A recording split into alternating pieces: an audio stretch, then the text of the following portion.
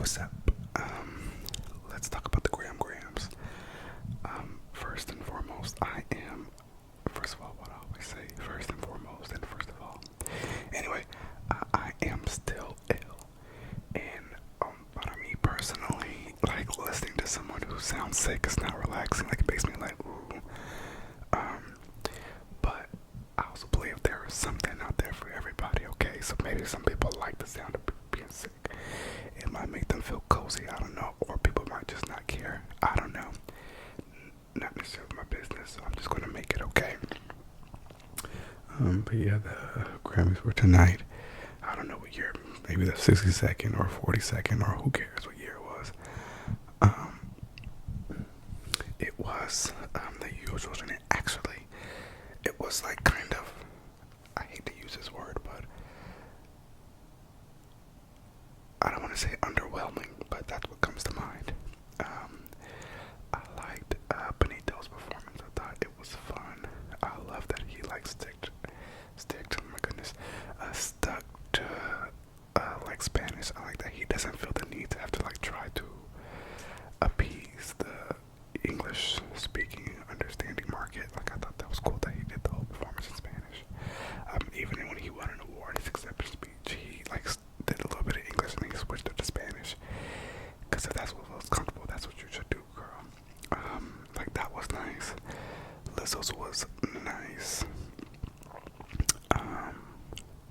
Like a lot of them were like nice performances. The highlight for me was the hip hop tribute, which was at first I was like, no, we don't want to see this. Like, for one, I don't want to see a 50-year hip hop tribute. But I especially don't want to see it at the Grammys because they're gonna butcher it. And for the most part, it was really good. Right? It started off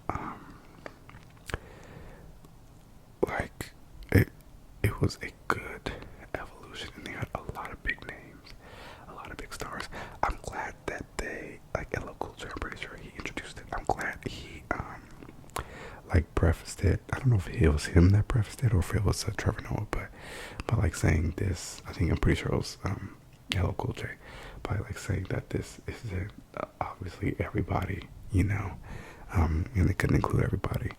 And I'm glad he said it because it kind of like set the tone for like, okay, it's not like they just like left people out. They like literally probably couldn't get everybody. So it is what it is. I just thought it was really good. It was really fun. With a lot of hits. Missy Elliott was excellent. Queen Latifah, Busta Rhymes, Method Man, LL Cool J, Too Short. I missed Salt and Pepper, but everybody was tweeting about it, so I don't know where I was mentally when that happened. Run DMC, Flavor Flav, Big Boy. Noticeably, there was no Andre 3000. But Big Boy,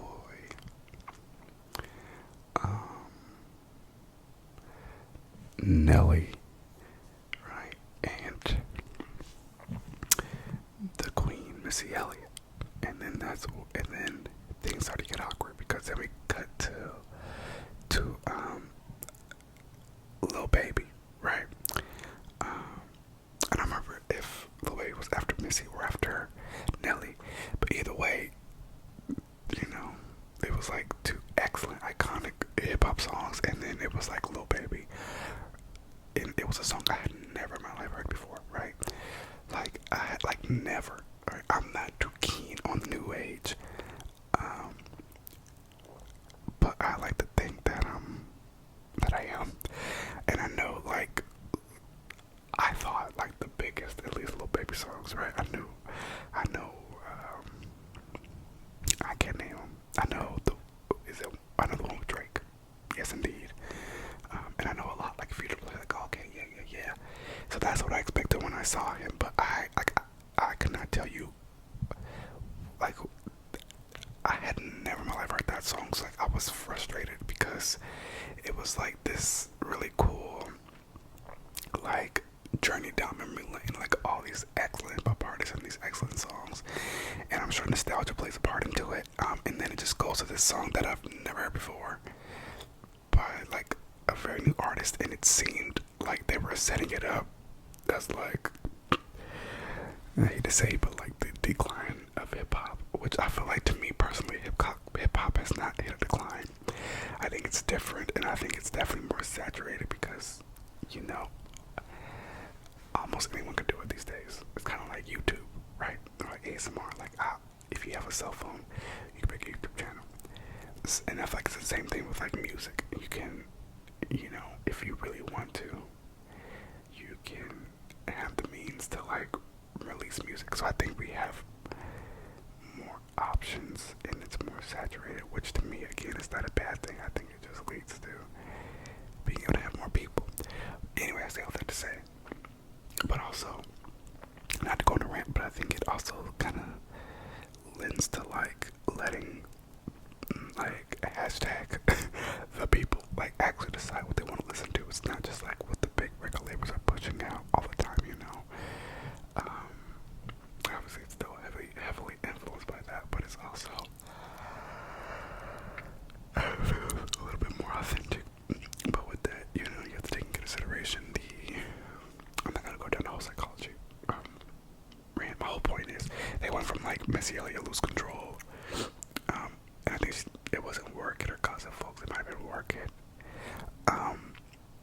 to a Lil Baby song I've never heard before, and it was annoying because I'm like, they could have really filled in, and I think the problem was there was no like segue. It went from like 90s to a couple of, like, you know, they had Too Short and Nelly, which is okay, yeah, fun, we're having a good time, to Missy Elliott, Lil Baby, right? Like there was no like Soulja Boy or Lil Wayne or even Lil Bow Wow or Nicki Minaj or even Lil Kim, which obviously is earlier, but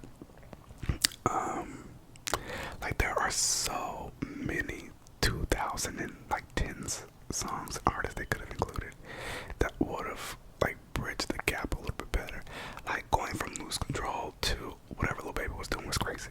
If they would have put like Lollipop by Lil Wayne or like some Drake or like some Soulja Boy, you could kind of like see, like it would have bridged the gap, but there was nothing to bridge the gap, so it was weird. And then they went to Glorilla, which love her, but also like if we're gonna perform a song on like national television, let's perform one. We don't have to like change all the words to and kind of like not be able to rap along to it.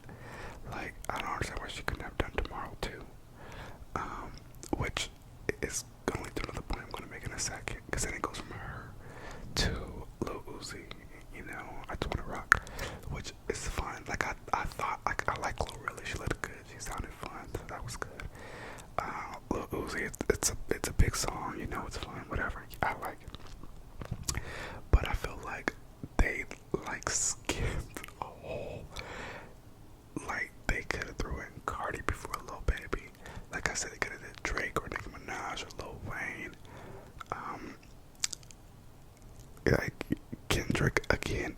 They started off by saying not everybody's going to be in it, and I'm sure there are probably people who they want to be in it who are like, I'm good. But I just feel like they could have found some people to not make it so drastic. Because those last three songs kind of felt like I would rather have not had them, right?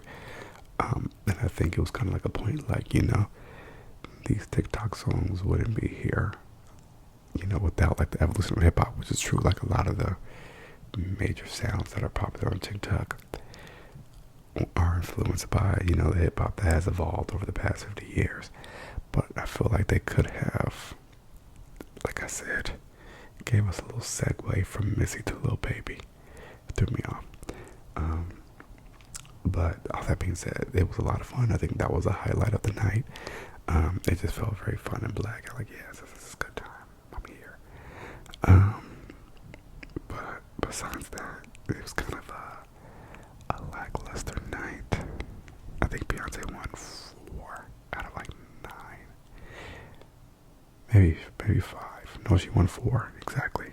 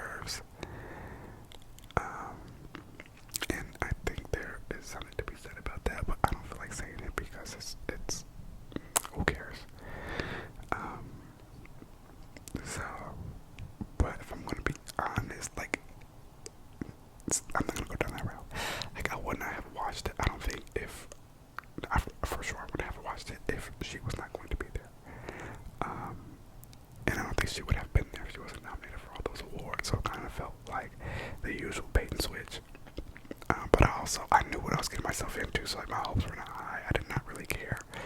I was just there for like the mess and the fun of it, and to like see the tweets. And so that's what I did this time. I didn't get my hopes up, but I at least expected to be entertained, and that I was not. The hip hop thing was entertaining. Lizzo was pretty entertaining, and like I said, Bad Bunny. But I, cross my heart. I'm sorry, but like I don't like love his album. Um, which obviously I'm not saying it's not good or it's not excellent because people love it. I'm not there yet. I was like, well, the problem is me. It's not you, it's me.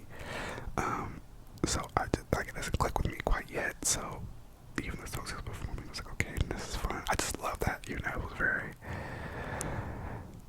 authentic. Which sounds just kind of like a regression, which is fun. But yeah, I feel like Harry was Harry. And like I get it, that's a song that is like a song that's still charting, and like that's a song that I think that's like the song he was nominated most for, the only like song he was nominated for. But I mean, it's like that song came out so long ago, and it's been everywhere all the time. It's like you couldn't have done something else, or at least have made it fun. You know, the Sam Smith song, not a fan. Although I will say, I like their new album. Okay, for the most part, there's a couple songs on that I really jam with. But I do not like this song, and I want to, because I understand the like. It's different, kind of like dark yada yada, but it just sounds like no for me. And then they have Madonna, who also doesn't click with me, up there giving like this soliloquy about changing the game and being controversial, and it wasn't controversial. Like I don't understand what about it was supposed to be controversial. Like they danced in the red light, and they had on like a red suit, surrounded by dancers that looked like they were in church gowns, like choir robes, but they were like from The Conjuring or something. And then Kim Petras in a cage. And I was like, okay, like it maybe she wouldn't have gave that speech, it would have felt different, but it felt, again, underwhelming. Brandy Carlisle sounded nice, but again, not for me. Smokey Robinson and Stevie Wonder, now that probably would have been excellent, but unfortunately I was on the phone during that time. Because I didn't know they were going to bring out either of them, and I was already on the phone, so that was that. Who else? DJ Khaled and everybody. At that point, it was like, okay, girl, just like it's late, let's go to bed. And I honestly think that is. Oh, there was the tribute, which was sad. Quavo did a very nice job. It's just uncomfortable with like Offset not being up there. But it was beautiful, and just it was sad and frustrating because it's like it feels like he should still be here. Take off. So it was kind of like, and it's easy when you're not like when you don't know like the person personally, and it's not something you have to think about often, right? But when you're reminded of it, it's like, oh my god. Same thing like when they were doing the tribute and they, show Switch's name up there. That's Switch, I'm so sorry. Twitch's name up there, and it's like, oh, I forgot, and that is tragic. So that part was sad. Although, in no disrespect to the other people, but like Casey Musgraves, she sounded nice. Beautiful gowns, great gowns. She sounded great, but like hers and whoever the people were after Quavo, it was kind of like. But Quavo's was entertaining and sad, but maybe because I like knew those people. No, because more entertaining, I'm not gonna downplay it. Let's see who else was up at the Grammy Awards. Song of the Year, I think was it? Yeah, it went to Harry, which I thought was weird because like Song of the Year is for songwriting, and like to me that song's not like this.